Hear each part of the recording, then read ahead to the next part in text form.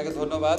আপনারা যে মব জাস্টিসের ঘটনা দেখেছেন, বিশেষ করে ঢাকা বিশ্ববিদ্যালয়ে যে ঘটনা ঘটেছে, সেটা আমাদের সবাইকে মর্মাহত করেছে। সেটা আমাদেরকে খুবই কষ্ট দিয়েছে। আমরা ইতিমধ্যে ব্যবস্থা নিয়েছি, ইতিমধ্যে 3 জনকে গ্রেফতার করা হয়েছে এবং আমরা এই ধরনের ঘটনা এড়ানোর জন্য যত রকম পদক্ষেপ নেওয়া প্রয়োজন তত রকম পদক্ষেপ নেব। আমরা বাংলাদেশে ক্লিয়ারলি বলতে চাই, এখানে কোনো রকম মব জাস্টিস, কোনো রকম আইন নিজের হাতে তুলে নেওয়া, গণপিটুনি দেওয়া, এগুলি কোনোভাবেই অ্যাকসেপ্ট করা হবে না। বিচার বহির্ভূত হত্যাকাণ্ড কোনোভাবেই অ্যাকসেপ্ট করা হবে না।